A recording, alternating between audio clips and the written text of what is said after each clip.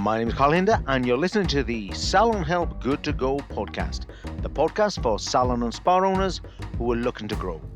The only thing stopping you is you. Episode 34. Why are you so scared? Now, I know we all have problems. We all have problems, okay? Even the coaches have problems, guys. Don't let them tell you that they don't. But we've got to start focusing on what we are doing. I was talking to someone in the last few days who said, I just want a stable business, okay? I just want to have I think the word they used was sustainable, which to them meant like plateaued, exactly the same. I want to tell you this. There is no such thing as a sustainable business or a stable business, okay? Or a business that stays the same. Honestly, you're either going up or you're going down. There isn't nothing else left. Either you're growing your business or you're shrinking your business. Now, you might want to shrink your business, in which case you guys carry on. For the rest of us, we have got to be in a state of perpetual motion to grow the business, right? There isn't any other option, because if you try and plateau, I want to stay the same. The next day, you've already got smaller because of the price of goods, because of inflation, because goods have gone up, and because rent has gone up and everything else has gone up. If you think I'm going to stay stable, you've already started to deteriorate. Your option is to only be in a growing business, unless your plan is to shrink, unless your plan is to close, of course. All right. So this kind of got me thinking, or got me chatting to this client. Why would you want to be in a plateau? Why would you want to be in a stable situation? And they said, Carl, because if I can just plateau, if I could just stay stable, I wouldn't have so many problems. And I thought, well, how do you get to that point? If I'm not trying to challenge myself, then I don't have more problems. If I don't look for the opportunities, I just deal with what I have at the moment. And the trouble is, that isn't true. There's loads and loads and loads and loads of salons in our industry and spas and barbershops that have been going for a very long time, maybe 20 years or 30 years or 40 years. And they've got the same problem now as they had 20 years ago. And it's those problems I'm going to talk to you about. So first of all, we talk about problems and nobody, ever gives me a definition. So I'm going to give you a definition of what we are talking about. You've got a problem, guys, when something or someone doesn't behave in a way that you expect it to. Simple as that. If you expect sales of £10,000 a month and you got £9,000, you have a problem. If your member of staff is supposed to be here at 9 o'clock and you expect that and they turn up at 9:30, you have a problem. So when something or someone doesn't behave in a way that you want them to, expect them to, then you have a problem. That's why I'm saying none of us are devoid of problems. Some people say, oh, well, they're opportunities. Listen, call them what you want. They have to be addressed. The mindset part of this, the mindset part of the problem, and this is where with me as a coach in particular, but lots of coaches, salon owners who are successful, when you understand that the mindset is, I will never accept a problem for what it is. When you accept that the problem has occurred and cannot be fixed, you pretty much have accepted that this is the status quo, and that often is going to be a level of failure. You have to never accept that a problem cannot be fixed. I promise you, in business, there is always, always, always, always a solution to a business problem. Are you prepared to find the solution? Now, I'm going to challenge you tonight when we start talking about your favorite subject, staff, in a moment. Not only are you prepared to find out what the problem and the solution is, are you prepared to take corrective action? Before we talk about staffing, let's start just talking about ordinary problems and how you need to start dealing with them in terms of them not dictating, not becoming a repetitional part of your life. And this is the first part that I see salons have as a problem in their business. Imagine this. Imagine, and you don't have to imagine it too hard, because this happened to me the other day. I was online with a client, and the client was in their office, and the office door was behind them. All right, and we were talking. We were doing a coaching session. We were working on something, and a knock on the door came. And the door opened, and this member of staff poked their head around, and the salon owner got up, and they walked over, and they had a bit of a chat. I couldn't hear what they were saying, and they give him instructions, da da da da da da da. And then the person came back, my client, and apologized to me, and kind of told me what the problem was roughly, and we carried on. You see, the problem is this. The problem isn't that we went and spoke to that person. The problem is we never dealt with the problem. So let's say, it doesn't matter. I'm just giving you examples, right? Let's say that person came to the door, and as an example, they said, there's a lady outside and she needs a refund. Why does she need to come to the salon owner and ask her, can I do the refund? Or do you want to speak to the client? Or what shall I do next? Why would the member of staff have to do that? What if they were coming to the door and saying, hi, listen, could I just have 2 minutes of your time? I need to book some time off. Yeah, I need to book a holiday. Or I don't know, can you come back out here because I've got a color that's gone wrong, or I'm not sure which toner to use. Do you get me, guys? You see, what you do. Now, come on, guys. When I say you, I'm talking to the people who have got problems like this. If you haven't got problems like this, I'm not putting you all in the same box. I'm putting the majority of you in the same box. Okay? Not everyone, just a big pile of you, where you are dealing with problems on a firefighting basis. And I'm proud of you in a way. I'm proud that you can do that because I can't do it. Okay, maybe I coach like this because I can't do it. I can't firefight. I find it way too difficult, way too stressful, way too time consuming, right? To be firefighting every day. I've got to have a system, a procedure for everything, literally. You see, this is what I'm saying to you about the problem. The next time that someone knocks that door, instead of saying to them, okay, here's the refund thing, this is what I want you to do. Okay, you got to deal with it there and then on that spot. But I would give it every ounce of my soul to say, I'm never going to allow any member of staff to knock on my door again when I'm in a meeting to ask me how to deal with a refund. So now, after this meeting with my coach, I'm going to go out there and I'm going to put together a procedure that says when a client complains, this is step one. Step one is to ask the client what they would like us to do. Step two is to take a statement. I'm not telling you what the procedure is, guys, for complaints. I'm saying you come up with a procedure and then you get the team together. Then you give them all a copy. Then you train them on it. Then you make sure that they understand it. Then you role play it. Then you practice it. And then you tell them, never knock on my door ever again for the problem you knocked on my door for. You now all have an understanding, a procedure, a system. You have training. You have my blessing, my confidence, my authority to deal with it yourself. That is what you have to do in your business. And I'm only choosing, a customer complaint as an example. I don't care what it is. If it's a holiday form that needed signing, if it was a color, then they needed to know how to put a toner on it. If it was, I don't know, the milkman needed his bill paying. What's the procedure you are going to put in place to stop that problem ever happening again? No, the problem is going to happen again. Maybe it will, maybe it won't. But when the problem does happen again, what do they do?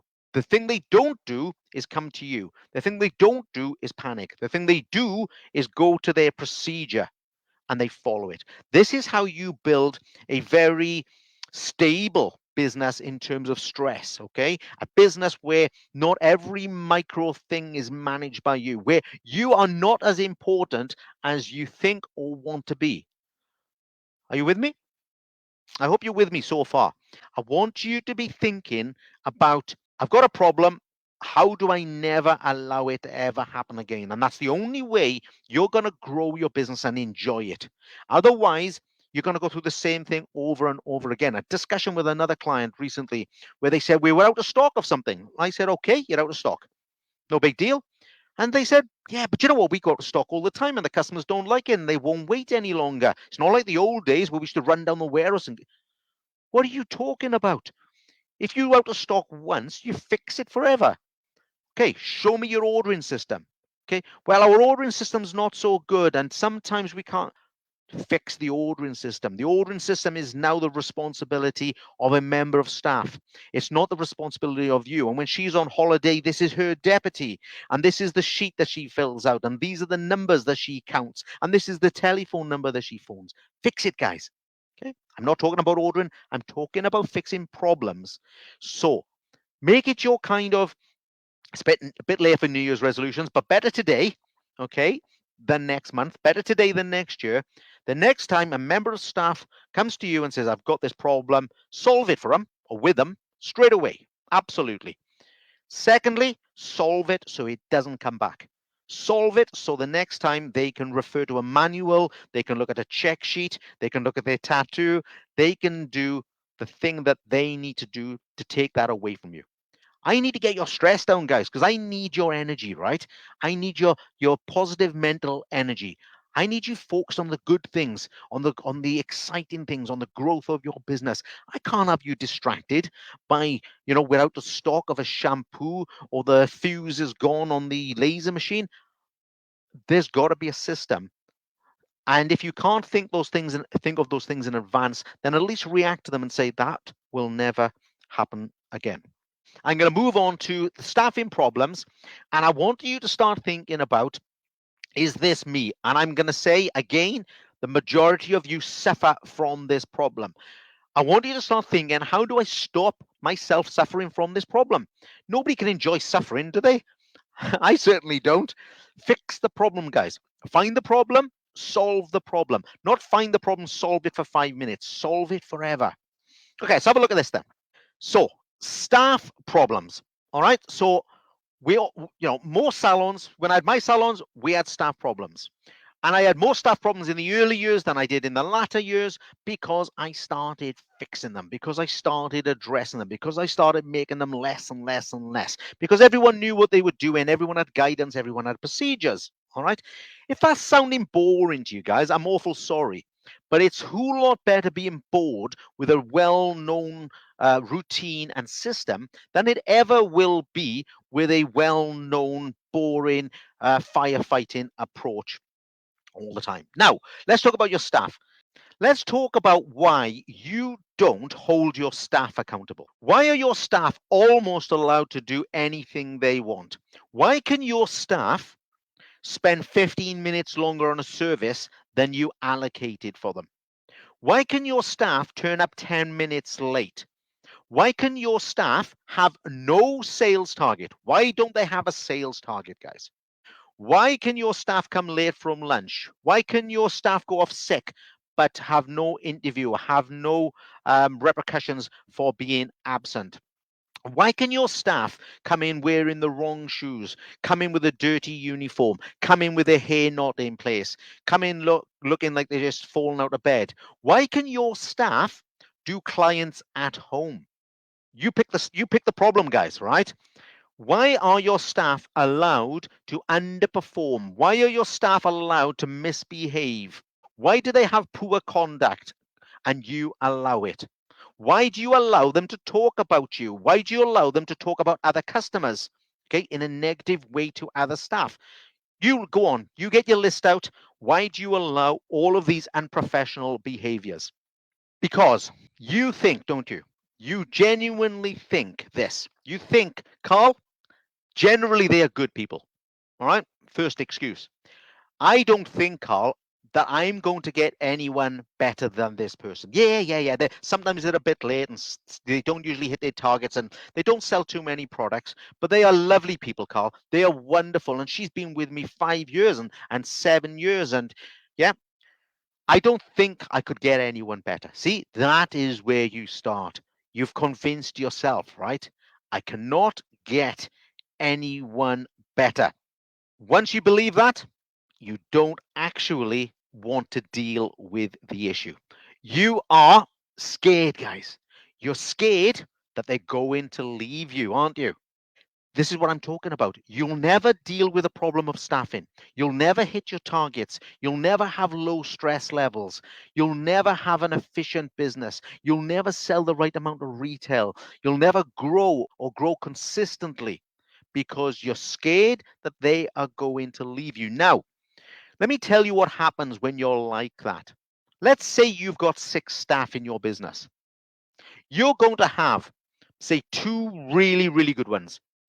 They know things inside out and upside down. They know colors. They know skin treatments. They are amazing. Their consultations are bang on. In the middle, you're gonna have 2 pretty kind of okay people. They're not too bad. They're doing okay. They're neither at the top. And you got a 1 or 2 down the bottom who, in all honesty, if you could replace them, you wouldn't worry about it. You kind of like, "Oh, just let them go, right?" And maybe you say to your partner at home, or maybe you say to your business partner, I just wish she would go, or wish she would leave, or wish I'd never employed her.